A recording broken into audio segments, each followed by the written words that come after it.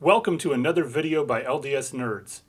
This time, we're reviewing gospel themes in the Lord of the Rings movies. J.R.R. Tolkien was a known Christian, and his writings are full of themes and symbols from Christianity.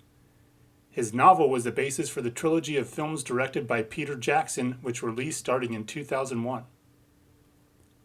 The story revolves around an evil ruler named Sauron, who secretly forges a ring of power which allows him to rule and control others who own lesser rings.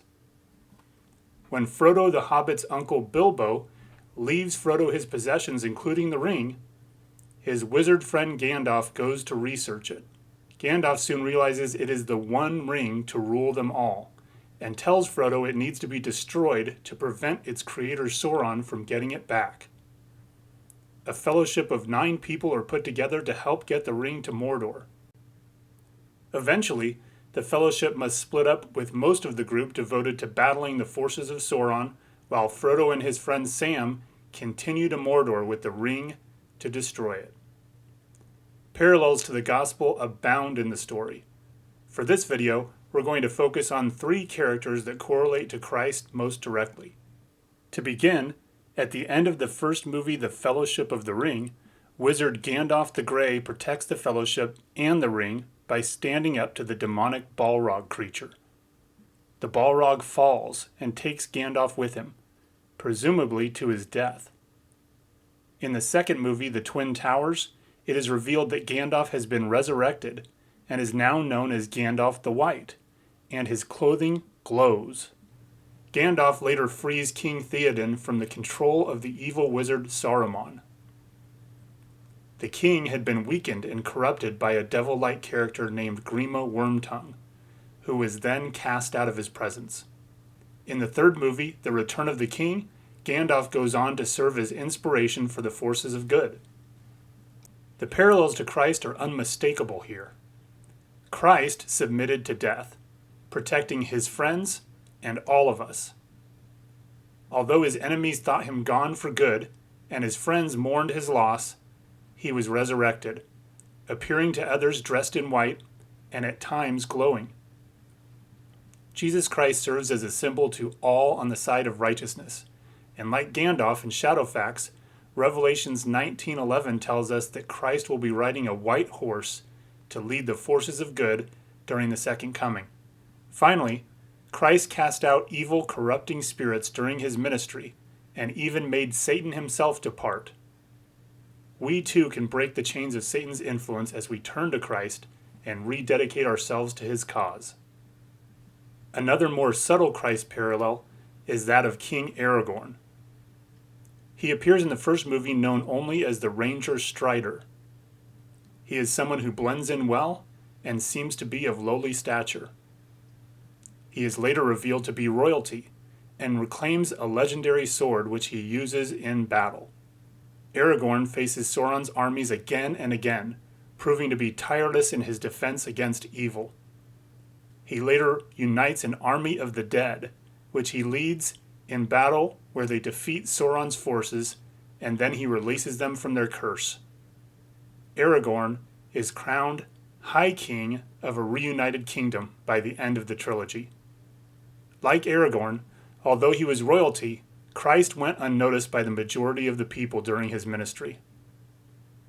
Born in humble fashion, he dressed in an unassuming way and showed he was of royalty through his example, his works, and fulfillment of prophecy. In the book of Revelation, it is mentioned that Christ will return with a sword that will smite the nations. Through the atonement, and with the exception of very few, Christ also frees all spirits from spiritual death, and the curse that comes from being separated from their bodies. In Doctrine and Covenants 138:42, it states that the Redeemer was anointed to proclaim liberty to the captives, and the opening of the prison to them that were bound. During the second coming, Christ too will lead an army which includes those who have passed on. When the forces of evil are thwarted, he will reign as Lord of Lords and King of Kings. His kingdom will also be a reunited one, as all peoples and even the earth itself will be reunited with what was lost. Finally, there's the character of Samwise Gamgee and his role in helping Frodo carry the burden of the ring. Originally Frodo's gardener, Sam proves himself a loyal companion and fearless friend. Sam protects Frodo the entire journey and warns him of the untrustworthy companion Gollum. He never leaves Frodo's side, even when Frodo tries to send him home. After Frodo is incapacitated, Sam carries the ring for a time and then rescues Frodo and willingly gives the ring back despite its temptation. Near the end, Sam physically carries Frodo to help complete the journey to destroy the ring. He saves Frodo from death with an outstretched hand, begging him not to let go. He never gives up. Now there's a lot here in terms of symbolism and parallels to Christ. It's been said by some that Sam is like Simon of Cyrene, who helps carry Christ's cross. I would argue that Sam is much more like Christ himself, while Frodo represents each of us.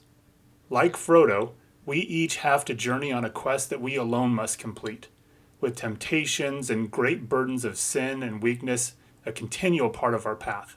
Christ is there to help us the entire time, including warning of evil influences through the Holy Ghost. He overcame temptation to ensure we each had a chance to finish our mission and return back to our Father in heaven. In the movie The Return of the King, speaking of the ring, Sam tells Frodo, "I can't carry it for you, but I can carry you." Likewise, Christ does not take the burdens of mortality from us, for that would frustrate God's plan. Instead, as we rely on Him, Christ will carry us through our difficulty and pain, especially when we seem too weak to move forward ourselves.